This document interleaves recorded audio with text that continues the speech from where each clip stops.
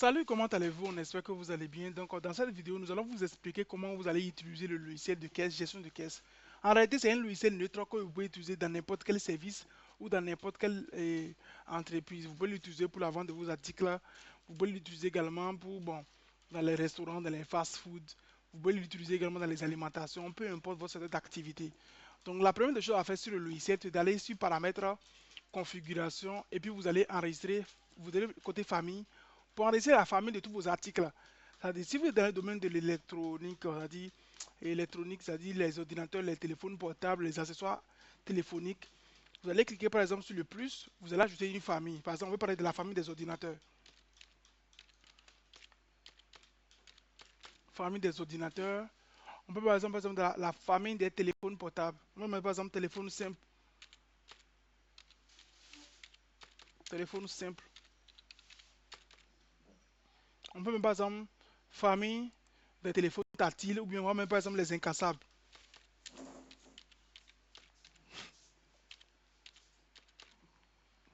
Les incassables. On peut mettre par exemple également plus et ainsi de suite hein, les chargeurs.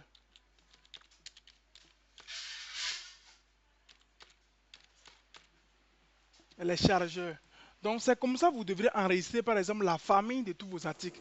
Si vous êtes dans le domaine de la restauration, si vous êtes dans le domaine de la restauration, de fast-food et tout, vous allez enregistrer les familles par exemple des... Et on peut mettre par exemple les boissons. On va mettre par exemple boissons.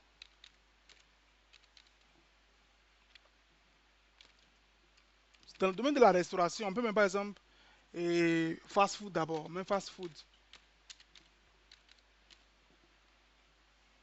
Bon, j'ai fait une erreur, même je n'ai même pas pu. On met fast-food.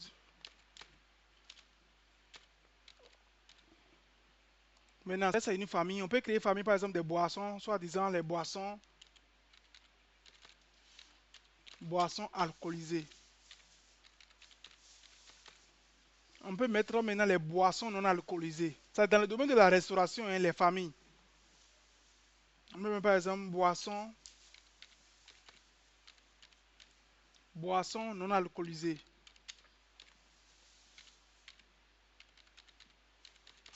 Boissons non alcoolisées.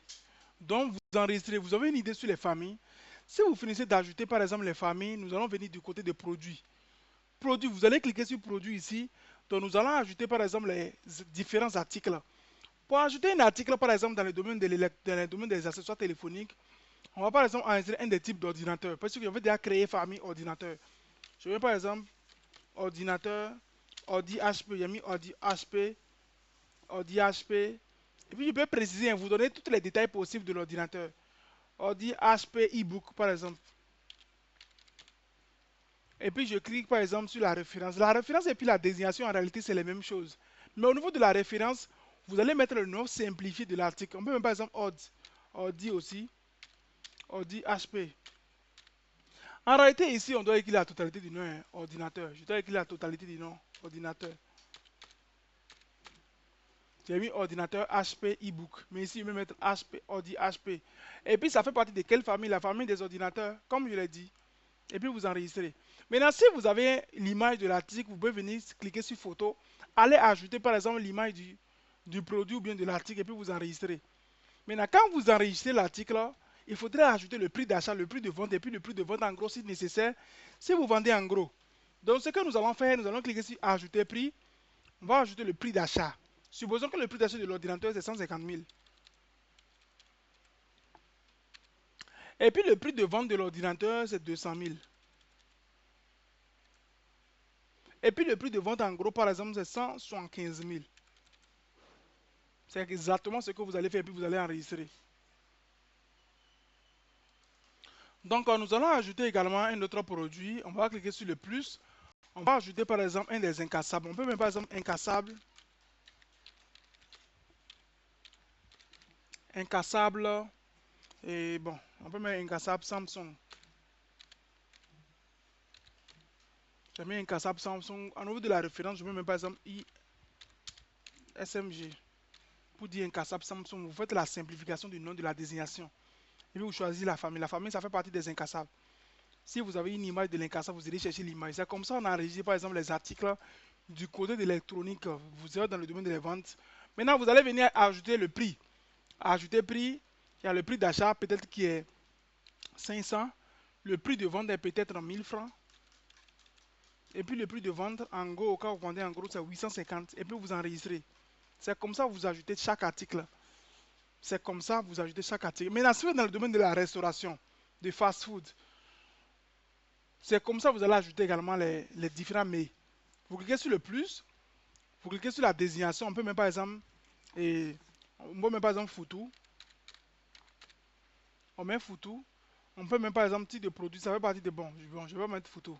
Parce que je n'ai pas mis une famille de photos. Je vais mettre par exemple pain anglais. Je mets par exemple pain anglais.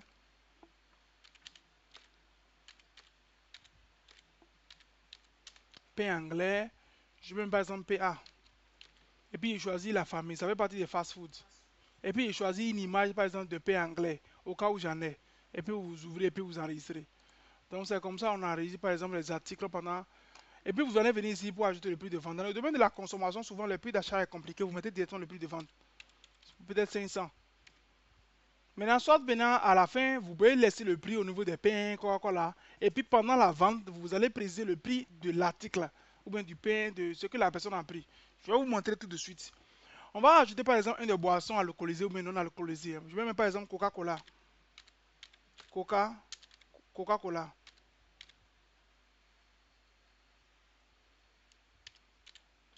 Je mets Coca-Cola. Est-ce que Coca-Cola on dit? Ok. Je vais mettre la référence, je mets par exemple CC pour dire Coca. Je vais mettre le type de produit, ça fait partie des boissons non alcoolisées. Je peux venir sélectionner l'image du Coca là. Et puis j'ouvre. L'image suit en même temps, puis j'enregistre. Là, vous allez voir l'image au fur et à mesure.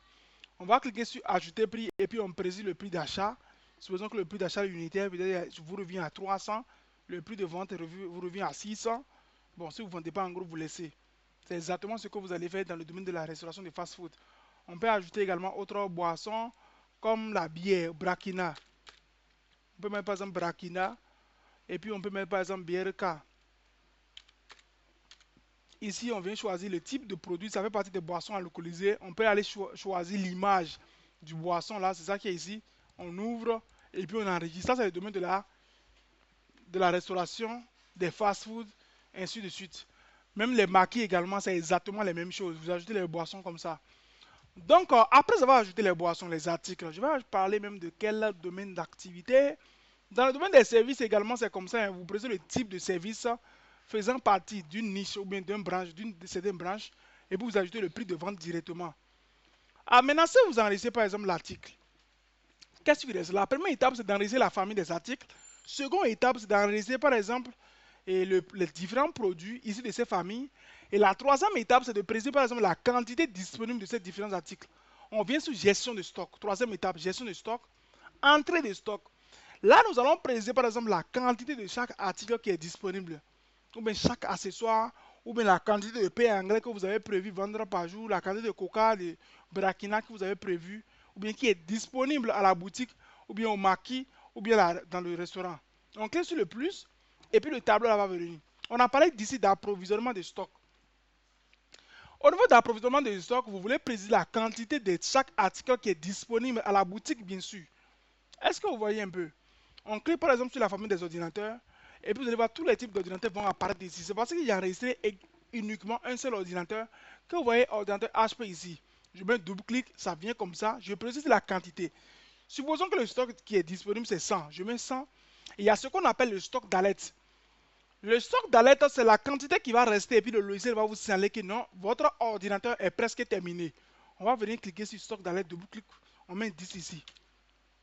C'est à vous de voir la quantité que vous devriez mettre. Donc, j'ai mis 10 là-bas. Je choisis évidemment la boutique. Évidemment, c'est le nom de la boutique. Si c'est moi, mais j'ai pu installer le logiciel pour vous, j'ai sûrement enregistré le nom de la boutique ici. Donc, vous allez choisir le nom de votre boutique et puis vous validez. Donc, je viens de faire entrer le stock de 100 ordinateurs HP. On va faire une autre entrée, par exemple, de famille de fast-food. Il y a pain anglais. Bon, je vais sur les boissons alcoolisées. Je clique, double-clic sur les Brakina. Je précise la quantité qui est disponible. Supposons qu'il y a 200 en stock. Le stock d'alerte, je vais mettre sur 15. Et puis, je choisis, par exemple, je vais enregistrer, par exemple, marquis. Je mets par exemple ici marquis. Et puis j'enregistre et puis je valide. Est-ce que vous voyez un peu? C'est comme ça on enregistre la quantité de chaque article. Je viens sur les incassables, je clique sur incassable, je précise la quantité de l'incassable. Je précise la quantité de l'incassable qui est peut-être 50 ou bien 10. Je précise la quantité, le stock d'aller peut-être 2 ou bien 5. Je choisis le nom de la boutique, je mets et puis je valide. Donc la troisième étape consiste à faire les approvisionnements de stock. Les approvisionnements de stock, c'est les quantités que vous avez comptabilisées dans votre magasin, dans votre boutique. C'est-à-dire, vous avez compté le nombre d'accessoires qui est disponible de chaque article, et puis vous venez sur gestion du stock, entrée de stock, et puis vous allez enregistrer maintenant chaque stock qui est disponible. Est-ce que c'est bon? Si vous venez d'enregistrer chaque stock maintenant, on va parler à la suivante maintenant de la vente. Maintenant, supposons que ici nous avons par exemple, vous voyez, tous les secteurs d'activité que vous êtes là, vous pouvez l'adapter. Vous mettez juste le stock de l'article qui est disponible. Maintenant, dans le domaine de l'alimentation, ce n'est pas évident. Du côté restauration, on ne peut pas quantifier la quantité. Mais il y a d'autres personnes, dans certains types de graciers, ils savent qu'avec ce gracier, il faut au moins 20 plats qui vont sortir de là-dedans. Là, vous pouvez notifier ça. C'est bon. Donc, je viens au niveau de paramètres. Bon, j'ai déjà fini avec ça. On a parlé de paramètres configuration. Nous avons enregistré les familles. On est venu sur produits. Nous avons enregistré tous les types de produits. On est venu sur gestion de stock, entrée de stock, pour enregistrer par exemple la quantité de chaque produit qui est disponible. C'est au top. Si nous finissons maintenant, on va parler par exemple des clients. En réalité, on ne peut pas avoir le nom, les coordonnées des clients détaillants, mais on peut avoir les coordonnées des clients grossistes. Côté client, là, c'est les grossistes. Sinon, imaginez qu'un client vient payer un ordinateur, un HP, on va renseigner ces informations sur la facture. Ça ne sert pas. Mais on peut avoir une idée sur les coordonnées de nos clients grossistes parce qu'il y a beaucoup de grossistes qui peuvent nous devoir des crédits. Est-ce que vous voyez un peu? Il y a des grossistes, des clients grossistes qui peuvent nous devoir des crédits. Ce qui fait que nous allons avoir une idée sur les contacts, les informations personnelles. Soit, vous venez ici, enregistrer par exemple les informations de tous vos clients. Nom, prénom, quartier, téléphone, ville, pays, le nom de sa boutique si nécessaire et puis vous enregistrez. Maintenant, si vous voulez vous laisser, pendant la vente aussi, vous pouvez le faire directement. Supposons, on veut faire une vente en détail. Je clique sur vente en détail et puis je clique sur le plus. Quand je clique sur le plus, le tableau va venir à chaque fois. Vous allez cliquer sur la famille de l'article que vous voulez vendre. Si je veux vendre un ordinateur, je clique sur les ordinateurs, la famille des ordinateurs qui est dorénavant déjà là. Je clique sur le type d'ordinateur que je veux vendre. HP, évidemment, que j'ai enregistré. Le prix apparaît automatiquement. Si la personne veut 2, je mets 2. Je mets par exemple, bon, ça calcule, je mets 2. Et puis ça calcule en même temps. Et puis je mets le montant reçu, ce qui évidemment fait 400 000 francs. Et puis je valide. Maintenant, au cas où vous avez des imprimantes de caisse que vous avez déjà liées à votre logiciel, si vous voulez des imprimantes de caisse également, c'est disponible. Vous nous faites un retour et puis on va vous faire un retour par rapport à ça. Je peux imprimer les tickets de caisse en même temps. Là, ça sort directement comme ça en ticket de caisse. Mais si vous n'avez pas encore mis cette étiquette par rapport à ça, vous pouvez laisser. Vous voyez, le logo de l'entreprise apparaît comme ça. Le nom de l'entreprise apparaît. Et puis tous les détails par rapport à ce que les clients ont payé sortent sur le ticket de caisse. C'est bon. Je ferme. Donc, c'est enregistré automatiquement. C'est ça, non? Ça, c'est des ventes en détail. Si je fais des ventes en gros, bon, je fais une vente de côté de la restauration aussi. Je viens ici, par exemple, sur les boissons. Alcoolisées, je clique, double-clique les clients qui sont les zombies, par exemple, les boissons là. Supposons, en fait, apparemment, les boissons là, je n'ai pas mis le prix de vente au niveau de Brakina. C'est lorsque vous avez oublié de mettre le prix de vente là-bas, vous allez préciser le prix de vente ici. Supposons que c'est 600, vous mettez 650. Je mets 600. Il y a l'espace prix. Vous allez constater que précédemment, quand j'ai vendu l'ordinateur, je n'ai pas mis prix parce que le prix a été mis pendant l'enregistrement de l'article.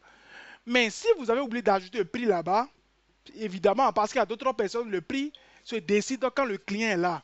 C'est lorsque le client est avec vous que vous décidez le prix. Là, vous mettez le prix, vous mettez le montant, par exemple la quantité du Brakina qu'ils veulent prendre. Supposons que c'est 10. Ça calcule en même temps. Vous mettez le montant reçu, 6 000 évidemment. Et puis vous validez. Ne pas imprimer. C'est exactement comme ça qu'on fait pour les ventes en détail. Nous allons parler maintenant des ventes en gros. Puisque du côté des ventes en gros, c'est un peu particulier. On clique sur les ventes, on vient sur vente en gros. Quand on clique sur vente en gros, on clique sur le plus qui est ici. Évidemment, le même tableau va venir. On va cliquer par exemple sur les ordinateurs. Et puis, vous allez voir que ça a mentionné 175 000 francs. Évidemment, Parce que pendant que j'ai enregistré l'ordinateur, j'ai mentionné que le prix de vente en gros, c'est 175 000 francs. Mais le prix de vente en détail, c'est 200 000 francs. Raison pour laquelle pour faire des ventes en gros, venez sur la vente en gros pour que ça puisse tenir compte des prix de vente en gros. On précise la quantité évidemment que la personne ne veut pas. Supposons qu'il veut 5, ça fait 875 000. Supposons qu'il a donné 80 000 francs. Il a donné 80 000 francs. C'est-à-dire il a payé 5 et puis il a donné 80 000 francs au lieu de 8. Il a donné par exemple 800 000 francs plutôt. Il a donné 800 000 francs au lieu de 875 000 francs. Je choisis le nombre de clients. C'est ça ce que j'expliquais. En réalité, si vous avez déjà enregistré tous les clients là-bas, quand vous cliquez sur ici seulement, toute la liste des clients sort et vous choisissez la personne. Mais au cas où la personne n'était pas là, vous n'avez pas encore une idée des informations de vos clients, vous allez cliquer sur le bleu là pour renseigner ces informations. Son nom, prénom, son quartier, son téléphone, ville, pays, et puis vous enregistrez. Là, vous avez ces informations, maintenant vous validez.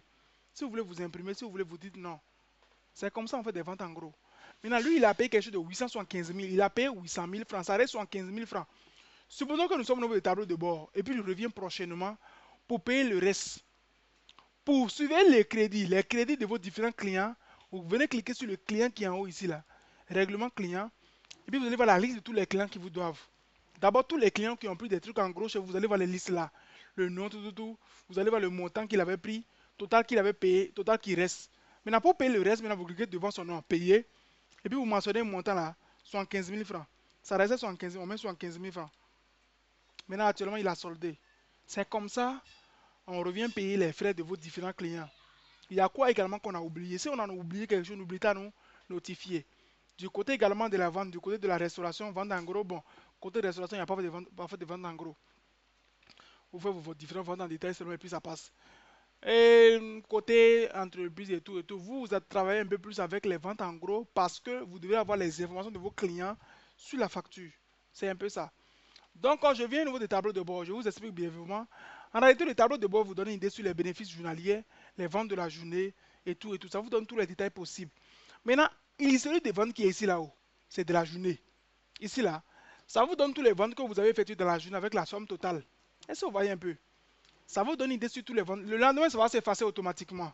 Mais vous pouvez cliquer ici pour imprimer ça, pour faire vos rapports journaliers. C'est bon? Donc, au niveau du tableau de bord également, il y a le rapport. Chaque mois, vous pouvez faire vos rapports. Je clique sur le rapport de vente. Vous allez cliquer par exemple sur la période. Supposons que c'est aujourd'hui. Et puis vous actualisez. Et puis tous les ventes de la journée, ça sort avec la somme totale. Est-ce que vous voyez un peu? Si c'est pour le mois précédent, vous cliquez sur le mois précédent, vous actualisez. Si c'est pour l'année, vous cliquez et puis vous actualisez. Et tous les ventes qui ont été faites dans cette période, ça va sortir. C'est bon, c'est OK.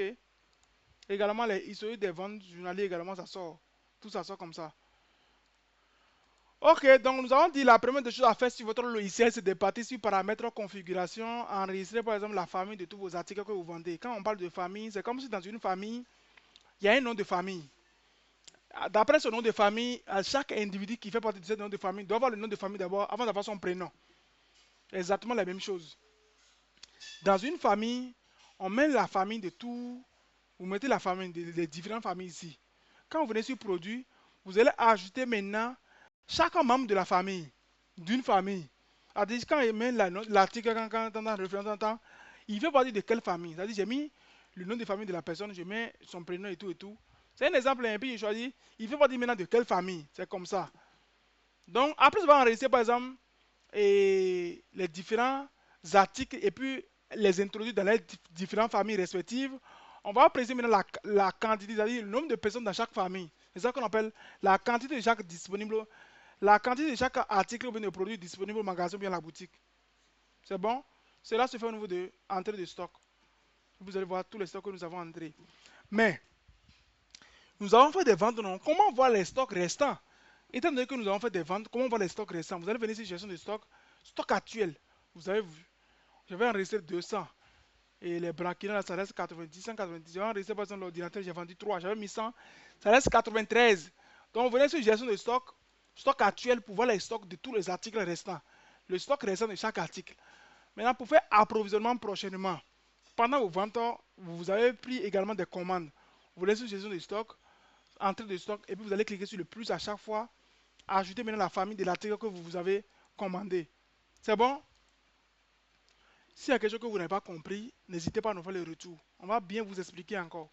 Les gens sont nombreux, vous devez nous comprendre. On essaie de le faire au fur et à mesure pour que tout le monde soit satisfait. Maintenant, pour changer votre mot de passe, vos informations personnelles du logiciel, vous venez sur paramètres, admin, et puis vous allez cliquer sur le crayon là. Pour modifier vos informations personnelles, c'est tout. Vous voulez ajouter une nouvelle personne, vous cliquez sur le plus, vous allez ajouter le nom de la personne, prénom, tout, et puis vous ajoutez son téléphone souhaité, tout. Ciao, ciao. Si vous avez des questions précises, n'hésitez pas à nous poser. Merci.